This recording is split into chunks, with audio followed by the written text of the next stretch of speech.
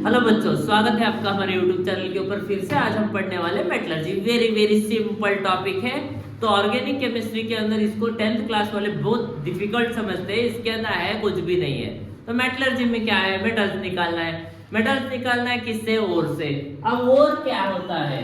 ओर मतलब तो बुलडोजर से लाने के अंदर मिट्टी खोद के लाए, इसके अंदर कचरा गिचरा सब कुछ है, उसके अंदर हमारा डिजायर्ड मेटल है कुछ कुछ, तो उसको हम ओर बोले।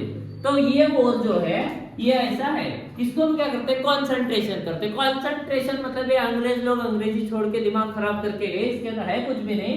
इसके अंदर के इम्प्यूरिटीज, इम्प्यूरिटी मतलब जो जो नहीं चाहिए हमको उसको सबको उठा के बाहर फेंक देना है। तो बाहर फेंक देने से सब बाहर फेंक दिए तो बचेगा क्या? हमारे को डिजायर्ड मेटल बचेगा। तो कचरा बाहर गया तो मेटल का कॉन्सेंट्रेशन अपने आप ज्यादा हो जाएगा, राइट? तो ऐसे हम इसको देखें। तो कॉन्सेंट्रेशन बनाए। तो कॉन्सेंट्रेशन बनाने के बाद हमारे पास 10th क्लास के अंदर रिएक्टिविटी सीरीज है। रिएक्टिविटी सीरीज तुमको कंपलसरी आना है। तो रिएक्टिविटी सीरीज ऊपर से लेके नीचे तक पढ़ के जाना है। हाईली रिएक्टिव कौन से, मॉडरेटली रिएक्टिव कौन से, लीस्ट रिएक्टिव कौन से, हाथ पे लिख लेके मत जाना, समझ में आया? ओके। तो हमारे पास ऐसे रिएक्टिविटी सीरीज है। यहाँ पे पोटेशियम है, यहाँ पे सोडियम है, नीचे जैसे जैसे जाएंगे गोल्ड है, यहाँ पे कॉपर है, गोल्ड है, सिल्वर है, प्लैटिनम है। तो ऐसे मेटल्स है। तो हाईली रिएक्टिव मेटल को कैसे निकालेंगे, मॉडरेटली और लीस्ट रिएक्टिव को कैसे निकालेंगे हम, और से शॉर्टकट में हम इजीली सीखेंगे। तो हमारे पास लीस्ट रिएक्टिव में हम पढ़ रहे हैं मर्क्यूरी को। ये मर्क्यूरी है जो थर्मामीटर में देखते हैं तो इसको हाइड्रोजियम बोलते हैं। तो मर्क्यूरी है। उसके बाद हम मिडिल में जिंक देखेंगे और हाईली में सोडियम देखेंगे या फिर कोई भी हाईली रिएक्टिव मेटल देखेंगे। तो हम वन बाय वन छोटे से वीडियो में शॉर्टकट में पढ़ेंगे कैसे इसको निकालते हैं। तो सबसे पहले हम पढ़ेंगे मर्क्यूरी को। तो मर्क्यूरी जो है इसके ओर के फॉर्म में होता है सिन्नाबार के फॉर्म में। मर्क्यूरी सल्फेट के फॉर्म में होता है, उसे बोलते हैं सिन्नाबार। क्या बोलते हैं इसे? सिन्नाबार। बियर बार मत लिखो, सिन्नाबार है ये। तो मर्क्यूरी के ओर को हम सिन्नाबार बोले।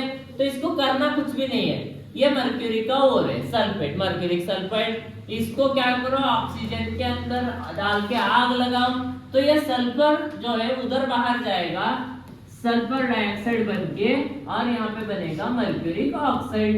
हो गया एक स्टेप इजी। स्टेप नंबर 1 लिखो इधर। स्टेप नंबर 2 में ये मर्क्यूरिक ऑक्साइड को लो, इसको डायरेक्ट आग लगाओ और यहाँ पे मिलेगा मर्क्यूरी। हो गया, मर्क्यूरी मिला। ये 95% प्योर मर्क्यूरी रहेगा। इस प्रोसेस को हम बोलते हैं रोस्टिंग। क्या बोलेंगे? रोस्टिंग। हो गया, मर्क्यूरी का एक्सट्रैक्शन हो गया, खत्म कहानी। क्या? हाँ वो आता, ओ समझ लेते बच्चे, राइट। नेक्स्ट हमारे पास दूसरा है middle of the reactivity series में जिंक, Zn। जिंक उसके सल्फेट के फॉर्म में भी है, जिंक उसके कार्बोनेट के फॉर्म में भी है। अगर कोई उसके सल्फेट के फॉर्म में है तो हम उसको ऑक्सीजन के प्रेजेंस में आग लगाएंगे। आग लगा के जिंक ऑक्साइड बनेंगे, प्लस सल्फर डाइऑक्साइड बाहर जाएगा। तो सल्फर डाइऑक्साइड बाहर गया, फिर हम जिंक ऑक्साइड को लेंगे, फिर से हीट करेंगे, हमारे पास जिंक मिलेगा, राइट। तो ऐसा हमको रोस्टिंग मिला।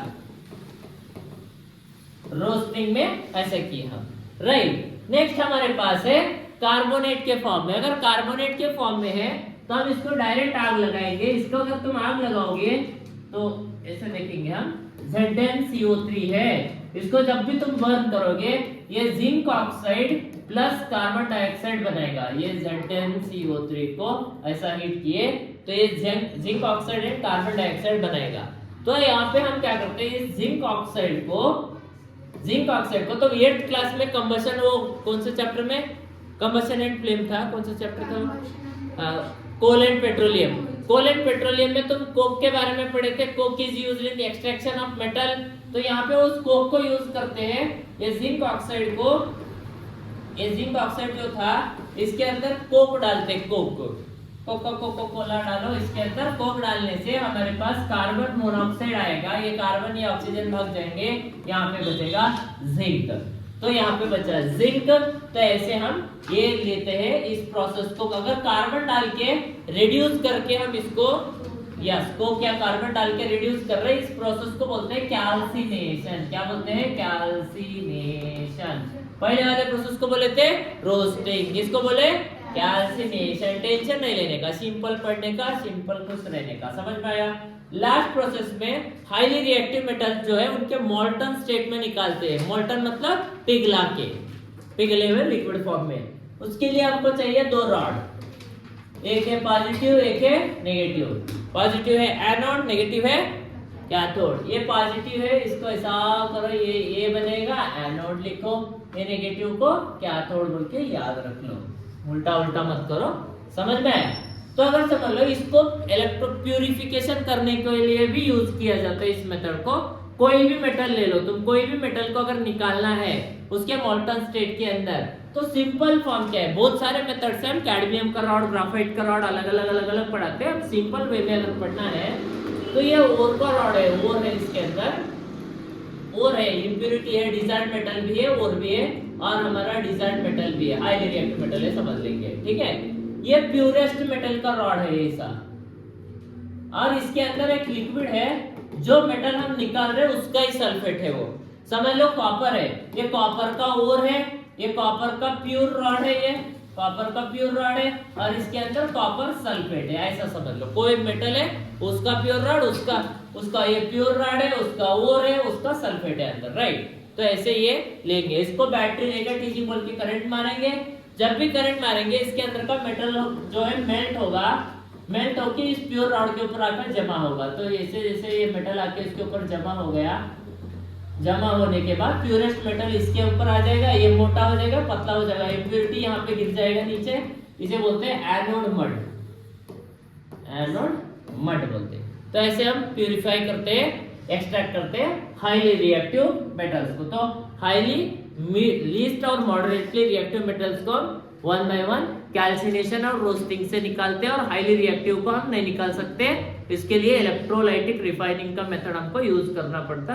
तो धीरे धीरे 1 by 1 तुमको प्रैक्टिस करना है, और घर के अंदर तुमको इसको 1 बार 2 बार लिख के देखना है, तब इजीली आ जाएगा। Thank you.